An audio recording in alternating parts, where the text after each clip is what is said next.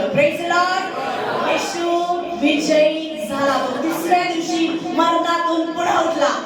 बोला येशू मसीह की. आज पण त्याला असंच वाटते की मी त्याच्या लोकांना छळतोय ना ते हरणार आहे, पण त्याला माहित नाही की हे विजयी आहे. आमेन. शेजाऱ्याला सांग तू प्रभू मध्ये महाविजयी आहेस. तुझी हार होणार नाही, कारण ऑलरेडी क्रूसावर सगळं पूर्ण केलंय. हालेलुया, हालेलुया.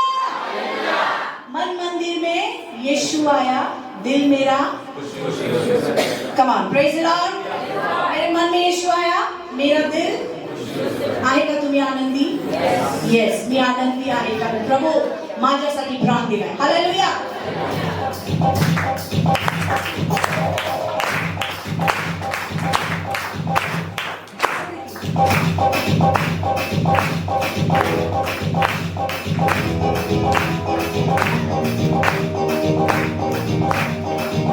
मंदिर में यीशु आया.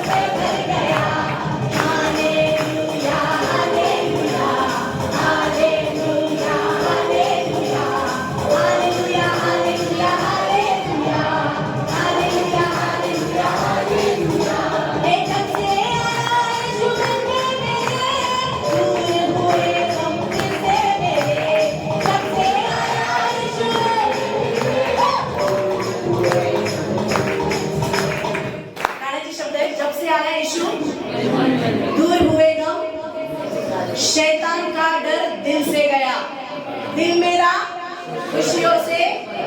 हालेलुया. शैतानाची भीती वाटते. आजचा दिवस आहे तुमच्या मुक्तीचा. Praise the Lord.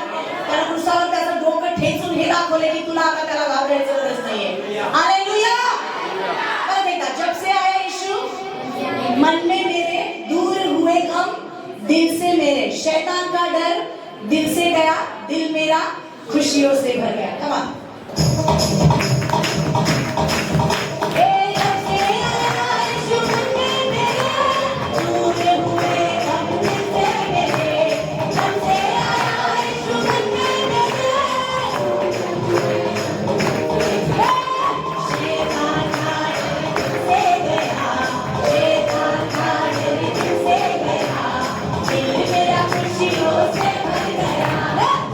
Hallelujah, hallelujah, hallelujah.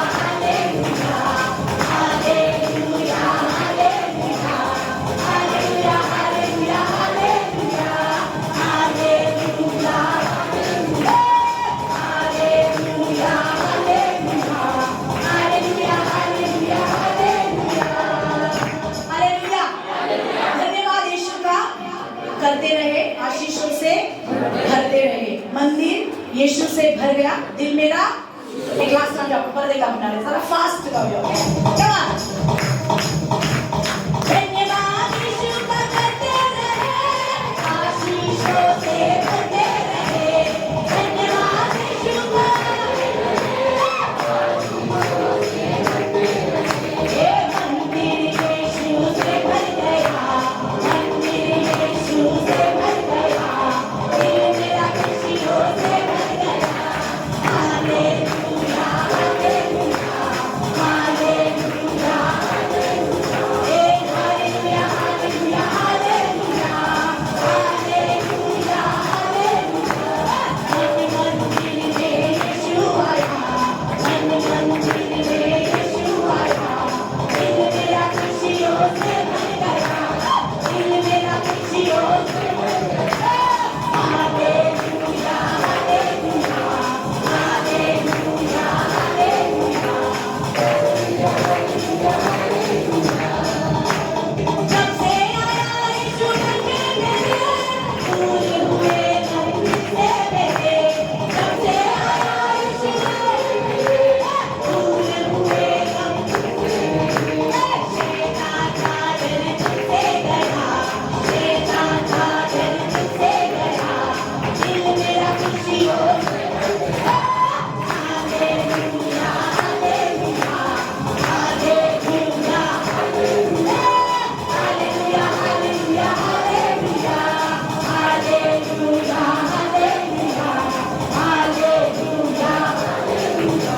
Hallelujah हालेलुया हालेलुया हालेलुया हालेलुया हालेलुया. आत्मा से भर कर स्तुति करे, स्तुति जय जयकार करे. आत्मा से भर कर स्तुति करे, स्तुति जय जयकार करे. उसने नया जीवन दिया, उसने नया जीवन दिया, दिल मेरा खुशियों से भर गया. हालेलुया हालेलुया हालेलुया हालेलुया हालेलुया हालेलुया हालेलुया हालेलुया हालेलुया हालेलुया हालेलुया हालेलुया हालेलुया हालेलुया. Praise the Lord.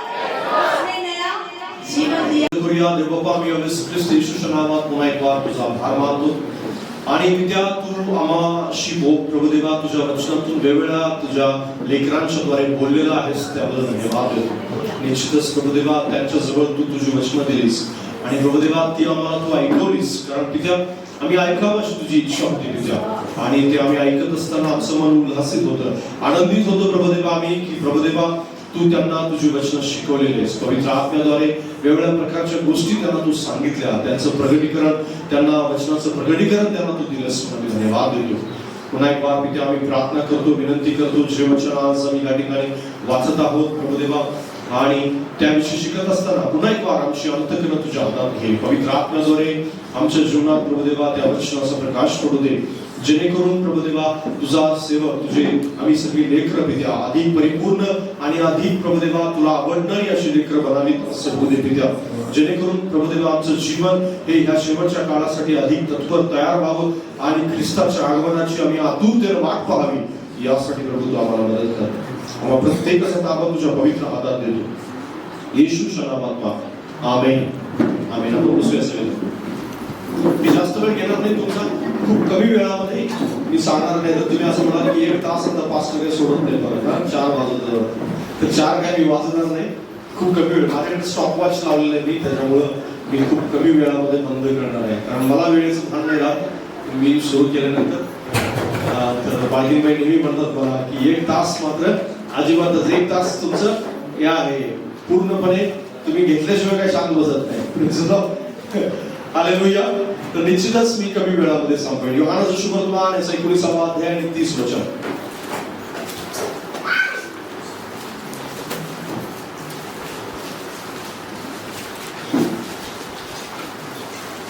त्या ठिकाणी लिहिलेलं आहे, जे वचन तुम्ही आला या ठिकाणी स्क्रीनवर आहे तेच वचन या ठिकाणी आहे, आणि तिथे लिहिलेलं आहे, येशूने आम घेतल्यानंतर पूर्ण झाले आहे असे म्हटले आणि मस्तक लवून आपला आत्मा समर्पण केला. Praise the Lord. हा 6वा शब्द आहे, तरी आपण शेवटी पाहतो पूर्ण झाले या शब्दाला एक विशेष महत्व आहे, जे प्रभू येशू ख्रिस्ताच्या या सगळ्या वचनांच्या मध्ये जी वचनं या ठिकाणी बोलली गेली, जी शब्द येशू बोलला, त्या सगळ्यांच्या मध्ये या शब्दाला एक विशेष महत्व आहे. आणि महत्व यासाठी आहे की जे येशू ख्रिस्ताच्या खांद्यावरती दिले गेलेली होती, जबाबदारी होती, ती जबाबदारी प्रभू येशू ख्रिस्तानं पूर्ण केलेली आहे. हालेलुया. कारण जबाबदारी पूर्ण करणं हे अत्यंत महत्वाचं काम आहे. लक्षात घ्या, प्रत्येक वेळेस ज्या वेळेस एखादी जबाबदारी स्वर्ग देतो ना, ती जबाबदारी मनुष्य पूर्ण करत असताना त्याला वेगवेगळ्या संकटातून, अडचणीतून, समस्यातून जावं लागतं. बायबलमध्ये तुम्हाला भरपूर लोकांचं भविष्यवाणी केलेली तुम्हाला पाहायला मिळेल. भरपूर लोकांच्या विषयी देव खूप अगोदर, म्हणजे 20 वर्ष अगोदर, अब्रामाला 25 वर्ष अगोदर देवबापाने सांगितलं, इसहाकाला पण 20 वर्ष अगोदर सांगितलं, त्याच्यानंतर योसेफाला जवळपास 13 वर्ष अगोदर देवबापाने सांगितलं. अशा पुष्कळ लोकांना देवबापाने खूप अगोदर सांगितलेलं आहे. जसं दाविदाला जवळपास 17 वर्ष अगोदर सांगितलं की तू राजा होशील. पण त्याचा जो काळ आहे ना, ज्यावेळेस तो सांगत होता, भविष्यवाणी करायचा, देवाच्या सेवकांच्या द्वारे तो भविष्यवाणी करायचा. शमूएलाच्या द्वारे देव बोलला, त्याच्यानंतर शमूएलाच्या द्वारे देवाने सांगितलं, योसेफाला स्वप्न पडले, अब्राहामाला देव डायरेक्ट त्याचा आवाज जो आहे त्याच्यापर्यंत आला. आता येशू ख्रिस्ताला सुद्धा असं सांगण्यात आलेलं आहे की तुझा प्राण जो आहे क्रूसावरती घेतला जाणार आहे, तुला क्रूसावरती जायचं, स्वर्गातून त्याला पृथ्वीवरती याच गोष्टीसाठी पाठवलेलं आहे. म्हणजेच काय, ज्यावेळेस देवबाप स्वर्गातून किंवा एखादा आवाज ज्यावेळेस देतो, एखाद्या मनुष्याला भविष्यवाणी देतो, त्यावेळेस तो त्याला कधी प्रोसेस सांगत नाही. प्रोसेस कधीही बायबलमध्ये कुणाला सांगण्यात आलेली नाही. सगळ्यांना सांगितलेलं आहे की तुला काय मिळेल, तुला काय प्राप्त होईल, तुला कोणत्या गोष्टीतून जावं लागेल, हे मात्र देव वेळच्या वेळी दाखवत जातो. समजा जर योसेफाला देवबापाने सांगितलं असतं की सूर्य चंद्र तारे तुला नमन करतील, पण तुला त्यासाठी 2 वर्ष तुरुंगात काढायला लागतील, तर योसेफ म्हणाला असता, नको प्रभू, मी बापाच्या घरी ठीक आहे, कारण मी बापाच्या घरी तर आरामात आहे, करोडपती बाप आहे, आणि करोडपती बापातून डायरेक्ट तुरुंगामध्ये, डायरेक्ट बलात्काराचा आरोप त्याच्यावरती केला जाणार आहे, डायरेक्ट त्याच्यावरती एक असे गुन्हे लादले जाणार आहेत की ते त्यांनी केलेलीच नाही. महत्वाची आणि दुसरी महत्वाची गोष्ट म्हणजे काय, त्याचे स्वतःचे भाऊच त्याला विकून टाकणार आहे. ही अत्यंत वेदनादायक गोष्ट आहे, अत्यंत त्रास देणारी गोष्ट आहे. आणि हे देवबापाने योसेफाला सांगितले नाही. अब्राहामाला जर सांगितलं असतं की 25 वर्षानंतर तुला बाळ होईल, तर अब्राहाम म्हणाला असतं मी इथंच ठीक आहे, जे काही करतोय ना मी ते आता, मी अजिबात तिकडे जाणार नाही, मी इथंच ठीक आहे. योसेफाला जर इसहाकाला परमेश्वराने सांगितलं तुझी बायको वाद असणार आहे, ही रिबिका तू करून आणली, 20 वर्ष मी वाद ठेवणार आहे, आणि 20 वर्षानंतर तू प्रार्थना करशील भविष्यवाणीसाठी, माझ्याकडून प्राप्त करून घेण्यासाठी, त्यावेळेस मी तिला बाळ देणार आहे, असं जर सांगितलं असतं, तर देवबाप योसेफाने कदाचित म्हणत असतं रिबिका नको, दुसरी गोष्ट शोधूया. पण बऱ्याच वेळेस देवबाप प्रोसेस कधीच सांगत नाही. हे न सांगण्याचं कारण हे असतं की मनुष्याला हे समजावं की देवबाप पूर्ण करणार. आता कसं पूर्ण करणार हे माहित नाही योसेफा. कारण यामध्ये, या सगळ्या प्रकरणामध्ये मी जे तुम्हाला सांगत आहे, जरी मनुष्याला प्रोसेस माहित नव्हती, तरी येशू ख्रिस्त मात्र एक असा व्यक्ती होता की त्याला प्रोसेस पण माहिती. अब्राहामाला प्रोसेस माहित नव्हती, योसेफाला नव्हती, दाविदाला माहित नव्हती, मोशेला माहित नव्हतं, कोणालाच माहित नव्हतं. पण येशू तर सर्व जाणणार आहे. अगदी स्वर्गात आणि पृथ्वीवर, अगदी पहिल्या दिवसापासून येशूचा जन्म झाला गोठ्यामध्ये, तेव्हापासून ते क्रूसावरच्या क्रूर मरणापर्यंत, पुनरुत्थानापर्यंत सगळा घटनाक्रम त्याला माहिती, सगळा. आणि हा घटनाक्रम माहित असून त्याला ते पूर्ण केलं. याला खूप महत्व आहे. Praise the Lord. कारण प्रोसेस माहित असताना पूर्ण करणं हे खूप कठीण असतं बऱ्याच वेळेस, कारण ते सोपं नसतं. कारण आपल्याला माहिती आहे की काय होणार आहे म्हणून. यहूदा इस्रायेलला निवडताना त्याला माहिती होतं की यहूदा इस्रायल मला धोका देणार. त्याची निवड करताना, त्याला बोलवताना त्याला माहिती होतं की हाच तो व्यक्ती आहे जो मला धरून देणार. त्याच दिवशी माहिती होतं. तो कुठं जन्मला हे त्याला माहिती होतं, त्याच्याविषयी भविष्यवाणी काय हे त्याला माहिती होतं, कसा धरून देईल हे सुद्धा त्याला माहिती आहे. कारण भविष्यवाणी तिथून स्वर्गातूनच आले होते की 30 रुपयासाठी धरून दिलं जाणार. तो कोण असेल हे पण त्याला, तो शेत विकत घेतलं जाईल त्या आणि ते पण त्याला माहिती होतं, तो गळफास घेईल हेही त्याला माहिती होतं, सगळं त्याला. कारण ह्या सगळ्या भविष्यवाण्या होत्या आणि भविष्यवाण्या स्वर्गातून आल्या, तर येशू स्वर्गातून आला, म्हणून त्याला सगळं माहिती होतं, सगळं काही तो जाणून होता. प्रोसेस माहित असून त्यानं ते सगळं पूर्ण केलं. याला खूप महत्व आहे, लक्षात घ्या. तुम्हाला कदाचित देव प्रोसेस सांगणार नाही, पण प्रोसेस माहित नसताना तुमच्याकडून प्रत्येक गोष्ट पूर्ण झाली पाहिजे. Praise the Lord, hallelujah. कारण बऱ्याच वेळेस होतं काय की प्रोसेस माहित असताना पूर्ण करणं खूप कठीण असतं. ज्यावेळेस आपण प्रोसेस मध्ये असतो ना, त्यावेळेस आपल्याकडून जे देवबापाने तुम्हाला मला सांगितलेलं आहे ते पूर्ण करायला आपल्याला जास्त कठीण जातं, जास्त अवघड जातं. पण येशू ख्रिस्ताला सगळं माहिती होतं. येशू ज्यावेळेस घास मुस्कळून देतो त्यावेळेस यहूदा इस्करियोताला सांगतो की तुला जे काही करायचं ते लवकर कर. बाकी शिष्याला नाही समजलं, पण त्याला मात्र माहिती होतं की यहूदा इस्करियोत त्याचं काय संभाषण चालू आहे हे त्याला चांगल्या प्रकारे गोष्टी माहिती होत्या. बऱ्याच वेळेस होतं काय की अशा प्रकारच्या गोष्टी करत असताना त्याला जाणीव होते, त्याला माहिती होतं की नेमकं मी काय करतो. आणि म्हणून येशूच्या पूर्णत्वाला, येशूने जे काम पूर्ण केलं त्याला विशेष महत्व यासाठी आहे की येशूला प्रोसेस माहिती होती, येशूला सर्व काही माहिती होतं, तरी सुद्धा पूर्ण होईपर्यंत तो विश्वास केला. Hallelujah, praise the Lord. लक्षात घ्या, हे अशा प्रकारचं विश्वास राहणं कठीण असतं मनुष्यासाठी.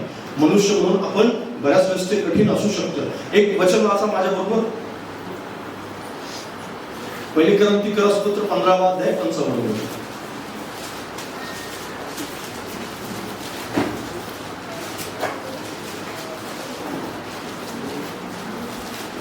पहिली गोष्ट म्हणजे मी तुम्हाला सांगितली की येशू ख्रिस्ताला सर्व प्रोसेस 15:55 सापडले. कोणाला ज्याला सापडलं असेल त्यांनी वाचू शकतात. अरे मरणात तुझा विजय कोठे, हा, अरे मरणात तुझी नांगी कोठे. प्रेज द लॉर्ड, हालेलुया. प्रभू येशू ख्रिस्ताचं जे पूर्ण करणं आहे ना, तुम्हाला कदाचित असं वाटत असेल, दुसरी महत्वाची गोष्ट, तुम्हाला कदाचित असं वाटत असेल की येशू ख्रिस्ताने पूर्ण केलं म्हणजे तो हारला. तर येशू ख्रिस्ताने विजय साजरा केला. बाजूला सांगा, येशूने विजय साजरा केला. येशू हारलेला नाहीये क्रूसावरती. बरेच लोक त्याला डिफिटेड किंवा तो हारलेला आहे असं म्हणतात. नाही, येशू ख्रिस्त हारला नाही, तर मरणावर विजय होण्याची प्रोसेस चालू होती. Praise the Lord. मरणावर विजय होण्याची प्रक्रिया सुरू होती. कारण त्याला माहिती होतं की याच्यानंतर मरणावरती विजय आहे. याच्या पूर्वी मरण काय काय झालं होतं, मरण राज्य करत होतं मानवावरती, मरण राज्य करत होतं आदामावरती, त्याच्या संततीवरती. आणि त्याच्यानंतर येशूच्या नंतर मात्र मरण विजयात गिळलं गेलेलं आहे असं सांगितलं. हालेलुया. मरण विजयामध्ये गिळलं गेलं किंवा विजयाने मरणाला गिळंकृत केलं, काढून टाकलं. आणि इथून पुढे येशूच्या कार्य पूर्ण करण्याद्वारे मरणावरती विजय मिळाला. हालेलुया. कारण येशूने पूर्ण केलं. जर समजा येशू पूर्ण करू शकला नसता किंवा त्यांनी केलं नसतं तर मात्र आपण आपला मृत्यूमध्ये, आपला अनंत काळासाठी मृत्यू निश्चित होता. पण येशूने कार्य पूर्ण केलं, त्याच्यामुळे आता मात्र आपला मृत्यू नाही, आपल्या जवळ आशा आहे. हालेलुया. आपल्या जवळ एक आशेचा किरण परमेश्वराने देऊ केला येशूच्या क्रमी पूर्ण करण्याद्वारे. ज्यावेळेस तो असं म्हणतो की पूर्ण झालं, त्यावेळेस त्यानं मरण विजयात गिळंकृत केलं, हे लक्षात ठेवा. कारण तिथे लिहिलंय, आता इथून पुढे मरण राज्य करणार नाही, तर तुमच्या आणि माझ्यावर जीवन राज्य करेल. हालेलुया. येशूचं राज्य तुमच्या आणि माझ्यावरती आलेलं आहे. कारण येशू म्हणाला, मार्ग, सत्य आणि जीवन मीच आहे. इथून पुढे मरण नाही, तर इथून पुढे जीवन राज्य करेल. कारण जीवन तोच व्यक्ती जीवन प्राप्त करू शकतो जो व्यक्ती त्याच्यावरती विश्वास ठेवणार. हालेलुया. त्याच्या पूर्णत्वावर विश्वास ठेवेल. जो पूर्णत्वावर विश्वास ठेवणार नाही त्याला मरणातून विजयाचा जो अनुभव आहे तो अजिबात मिळणार नाही. आणि म्हणून विजयाचा जो अनुभव आहे तो येशू ख्रिस्ताने पूर्णत्वाद्वारे आपल्याला देऊ केलेला आहे. येशू ख्रिस्त पूर्ण केलं येशूने, याचा अर्थ त्याने विजय साजरा केलेला आहे. तिसरी महत्वाची गोष्ट, येशू ख्रिस्ताने आपल्यासाठी देवाजवळ जाण्याचा मार्ग उघड केला पूर्ण करण्याद्वारे. वाचा माझ्या बरोबर इब्री लोकांचं पत्र 10 अध्याय आणि 19 वचन. इब्री 10:19.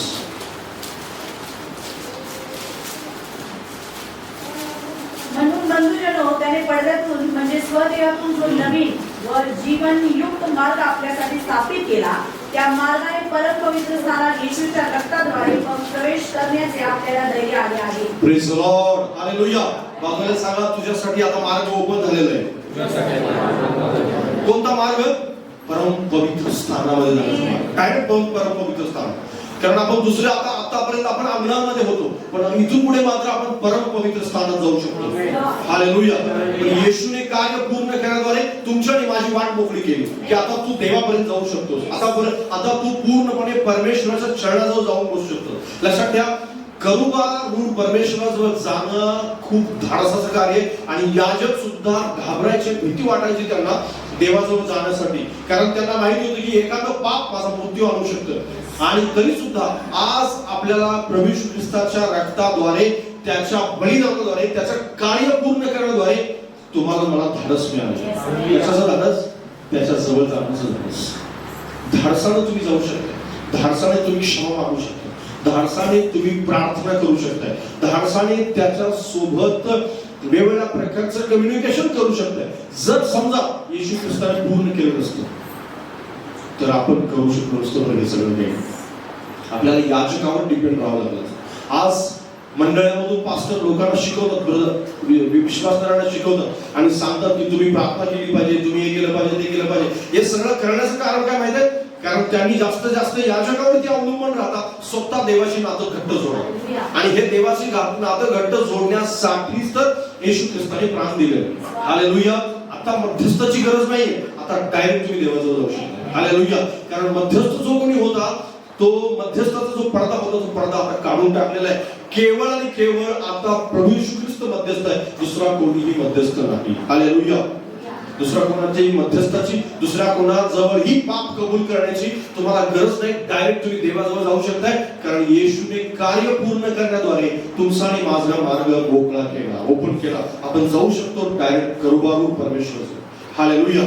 ते धाडसाचं काम आहे आणि त्या ठिकाणी जाण्यासाठी तुम्हाला मला धाडस येशूने देऊ केलेलं आहे. बाजूला सांगा, येशूने तुला धाडस देऊ केलेलं आहे. कुठं जाण्याचं धाडस? देवाच्या चरणाजवळ जाण्याचं धाडस.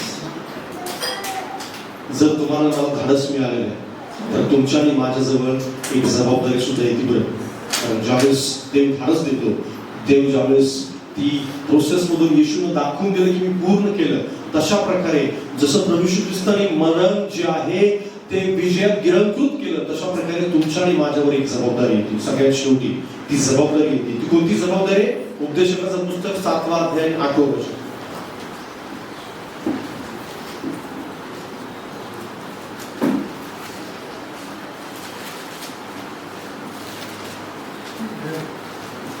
वाचा माझ्याबरोबर, तुला सापडले तरी वाचा. 7-8. एखाद्या गोष्टीच्या आरंभापेक्षा त्याचा शेवट बरा. Praise the Lord. हालेलुया. बाजूला सांगा, एखाद्या गोष्टीच्या आरंभापेक्षा त्याचा शेवट बरा. किती लोक विश्वास ठेवतात की आपण आता शेवटच्या काळामध्ये आहोत?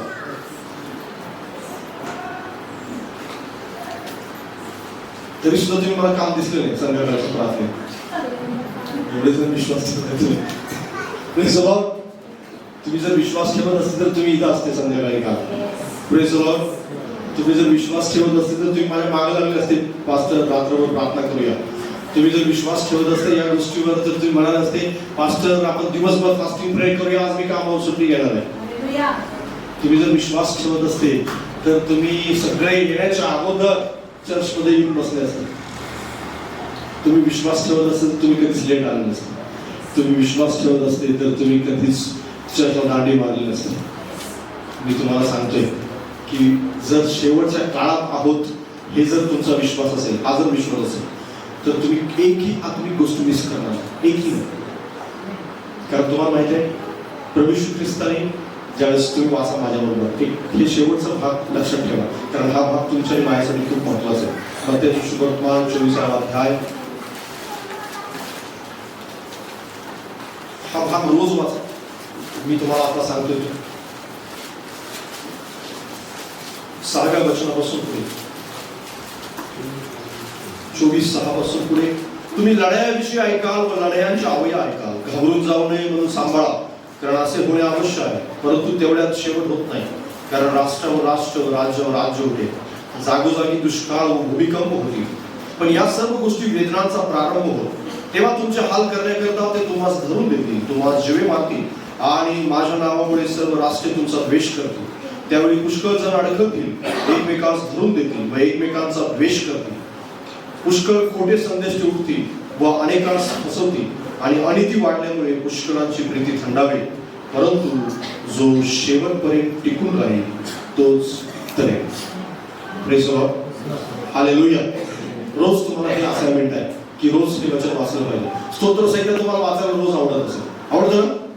बरेच जण स्तोत्र संहिता रोज वाचत असतात. परमेश्वर माझा मेंढपाळ आहे, मला काही येऊ नये पडणार नाही, तो मला हिरव्यागार कुंडात बसवितो, तो मला संत पाण्यावर नेतो, मृत्यूच्या तरी तुम्ही जात असलो तरी कसलाही अरिस्ताला घेणार नाही. हे पाठ आहे सगळ्यांना, हे पण पाठ असलं पाहिजे तुम्हाला.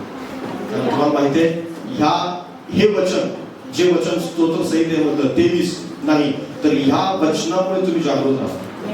स्तोत्र 23 म्हणून जागृत राहणार नाही. स्तोत्र 23 तर गरजा पूर्ण करण्याचं वचन आहे, त्याच्यावर विश्वास ठेवण्याचं वचन आहे, त्याच्याशी जडून राहण्याचं वचन आहे. पण हे वचन मात्र सावध राहण्याचं वचन आहे. हे शेवटपर्यंत जे तुमच्यावर देऊ केले ते पूर्ण करण्याचं वचन आहे. कारण बऱ्याच वेळेस होतं काय, सुरुवात खूप चांगली असते. येशूची सुरुवात कुठून झाली? सेवेची सुरुवात येशूची कुठून झाली?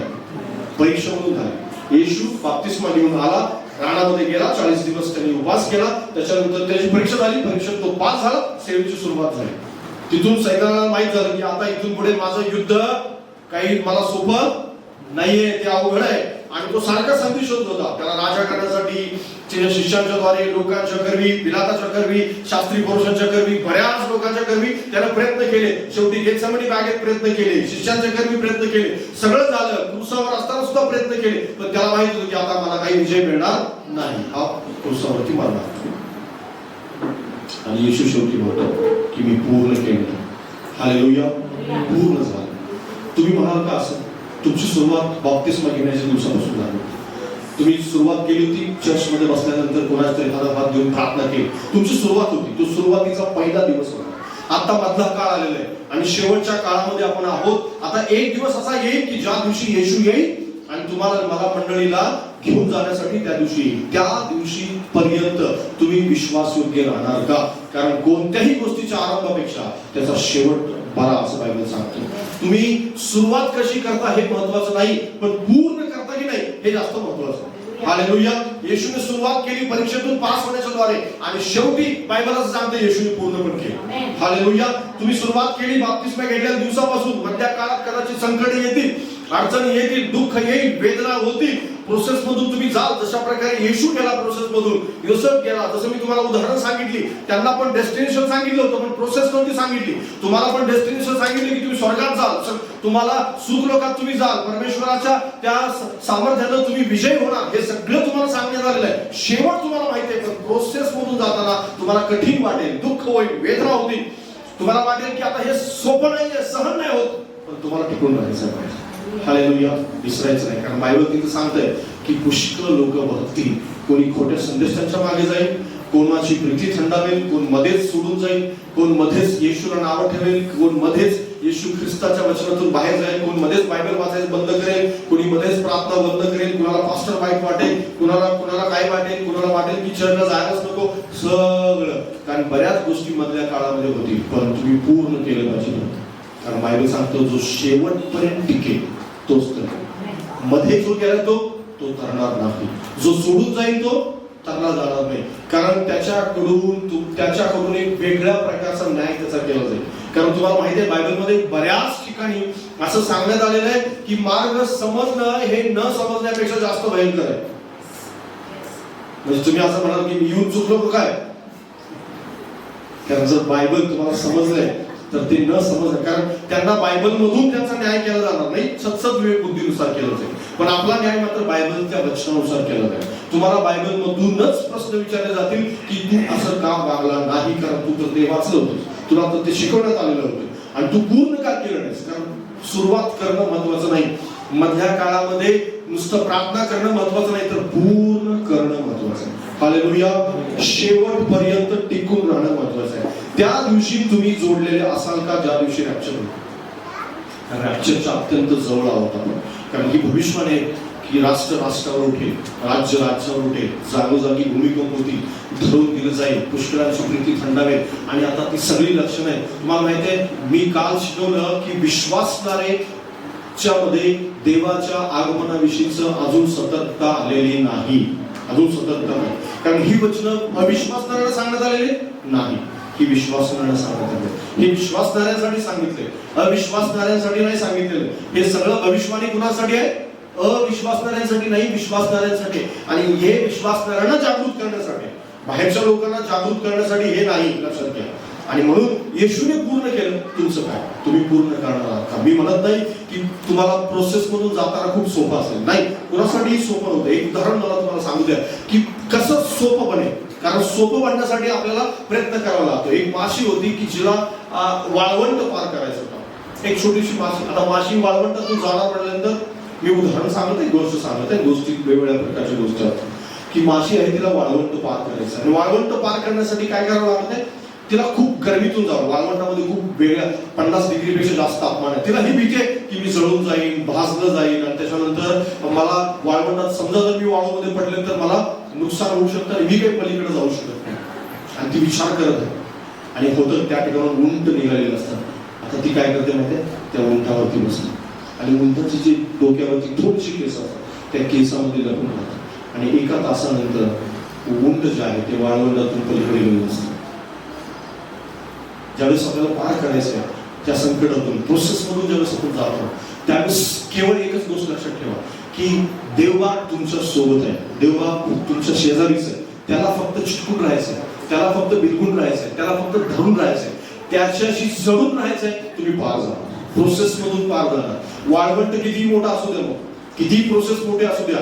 योसेफाला वाटलं की आता कसं होणार माझं, कधी बोलवणार फार. पण एक गोष्ट मात्र आहे की ज्या दिवशी योसेफ तुरुंगात गेला होता त्या दिवसापासून ज्या दिवशी तो फारो समोर उभा राहिला त्या दिवसापर्यंत तो देवाशी जोडलेला होता. त्या दिवसापर्यंत येशू ज्या दिवशी परीक्षेत पास झाला त्या दिवसापासून गेतसेमनी बागेपर्यंत तुम्ही विचार करा. रात्रीच्या जवळपास 12-1च्या आसपास येशूला धरण्यात आलेलं होतं. दुसऱ्या दिवशी 3 वाजता येशू ख्रिस्ताला क्रूसावरती घेण्यात आलं. आणि त्याच्यानंतर म्हणजे हा जो शेवटचा काळ आहे, अगदी 3ऱ्या तासापासून 9व्या तासापर्यंत येशूचे हाल होत होते. रात्रीपासून दुसऱ्या ह्याच्यापर्यंत कुठेही त्यांनी आपली विश्वासयोग्यता गमावली, कुठेही. तो पूर्णपणे विश्वासयोग्य राहिला आणि शेवटपर्यंत असं म्हणतो की मी पूर्ण केलं. हालेलुया. एकच गोष्ट की तो देवाशी बिलगून राहिला होता, धरून राहिला. तुमची प्रोसेस कठीण असतात. मी असं म्हणणार नाही पूर्ण करणं सोपं आहे. येशूची प्रार्थना करणं इतकं सोपं नाहीये जितकं वाटत असेल. येशूवर विश्वास ठेवणं इतकं सोपं नाही. विश्वासात टिकून राहणं इतकं सोपं नाही. प्रत्येक रविवारी चर्चला येणं हे देखील सोपं नाही. हे मला माहिती आहे, हे देखील मला माहिती आहे की प्रत्येक वेळेस आज्ञा पालन करणं हे देखील सोपं नाहीये. रोज उठून बायबल वाचणं हे देखील सोपं नाही, हे मला माहिती आहे. ज्याला जो करतो त्याला चांगल्या प्रकारे ठाऊक असतं. आणि जो रोज उठून प्रार्थना करणं आणि आज्ञा पालन करणं, देवाचे पवित्र जीवन जगणं हे देखील सोपं नाही. आपल्या आजूबाजूला सगळे प्रलोभन आहे, सैतानाचं वेगवेगळं युद्ध आहे. पण या वेगवेगळ्या सगळ्या युद्धामध्ये देवाशी बिलगून राहिले तुम्ही, सगळं तुमच्यासाठी सोपं. हालेलुया. तुम्ही देवाशी जडून राहा. मग वाळवंट किती मोठा असू द्या, पलीकडे घेऊन राहा. हालेलुया. कारण देवाने तुम्हाला वाळवंटात हात सोडण्यासाठी, प्रोसेस मध्ये हात सोडण्यासाठी बोलवलेलं नाही. 40 वर्ष मोशेला असं वाटलं माझं जीवन संपलं, पण मोशेचं जीवन संपवलं. देवबाप रोज त्याची काळजी घेत होता. त्याला माहिती होतं 40 वर्षानंतर माझं निवडलेलं पात्र आहे, माझं निवडलेलं पात्र आहे, याला बोलू देणार नाही मी वाळवंटात. हा किती निराश झाला असेल, किती दुःखातून गेला असेल, वेदनेतून गेला असेल, की त्याला असं वाटलं असेल की अरे मी 40 वर्षांपूर्वी राजाचा मुलगा होतो, राजवाड्यामध्ये राहत होतो. आज मी मेंढराचं दूध काढतोय आणि मेंढरांच्या सोबत राहतोय. माझं जीवन काय आहे? ज्यावेळेस तो त्या डोंगराकडे, मेंढरांच्याकडे, आपल्या काकीकडे, बटव्याकडे, कपड्याकडे पाहत असेल ना, त्यावेळेस त्याला त्याची कीव येत असेल. मी त्या मोशेविषयी अभ्यास करत होतो या काळात. त्याला त्याच्याकडे पाहून वाटलं मळलेले कपडे, मी राजवस्त्र होती माझ्या अंगावर, राजवस्त्राचं रूपांतर मळलेल्या कपड्यांच्या मध्ये झालेलं. पण देवबाप मात्र त्याची काळजी घेत होता. देवबापाने त्याला जिवंत ठेवलं होतं. देवबाप त्याला नम्र करत चालला होता. देवबाप त्याला काहीतरी शिकवत चालला होता. त्याचं शरीर निकृष्ट जरी होत असलं तरी अंतरात्मा मात्र नवीन होत चालला होता. आणि कारण 40 वर्ष पुढची पुढारी पण करायचं होतं. पुढारी 40 वर्ष पुढचे एक मोठं गौरव जीवन त्याला द्यायचं. लक्षात ठेवा, तुमच्यासाठी सुद्धा प्रोसेस कठीण असेल. तुम्हाला तुमच्याकडे पाहूनच वाटत असेल की अरे काय आहे जीवन आहे. पण ज्यावेळेस तुम्ही विजयी व्हा, ज्यावेळेस फारो समोर योसेफ उभा राहिला असेल, त्यावेळेस विचार करा की त्याच्या अंतःकरणात काय असेल. हालेलुया. कारण प्रोसेस कोणासाठी ही सोपी नसते, पण पूर्णतेचा आनंद मात्र एक वेगळा आनंद आहे. हालेलुया. तुमच्यासाठी मात्र असेल ज्यावेळेस तुम्ही स्वर्गामध्ये असाल त्या कोकऱ्याच्या लग्नामध्ये आणि आपण सगळी मंडळी मिळून तिथं असू आणि सगळ्यांच्याकडे आपण पाहू मुकुट घातलेले, पांढरा वस्त्र घातलेले, पांढरा झळा घातलेले, एकमेकांच्याकडे बघून आपण आनंदी असू. हालेलुया. कारण एक पूर्णतेचा आनंद तुमच्या आणि माझ्या चेहऱ्यावर असेल आणि तो आनंद या जगातल्या कोणत्याही गोष्टीद्वारे मिळणार नाही. कारण आपल्याला हे धाडसानं पावलासारखं आपण म्हणू की मी माझी धाव संपवली, माझा विश्वास राखला आणि मी पूर्ण केलेलं. हालेलुया. तुम्ही सुद्धा धाडसानं म्हणा जसे येशू म्हणाला की पूर्ण झालं. हालेलुया. तुम्ही सुद्धा धाडसानं उभे राहणार म्हणा की प्रभू मी पूर्ण केलं, बरं तू दिले सगळं. हालेलुया. रॅप्चरच्या दिवशी तुम्ही पूर्ण केलेले असाल आणि स्वर्गामध्ये कोकऱ्याच्या लग्नात सहभागी होणार. आमेन. प्रभू खरं तुम्हाला आशीर्वादित करून या वचनाच्या. या आपण सगळेजण उभे राहावे.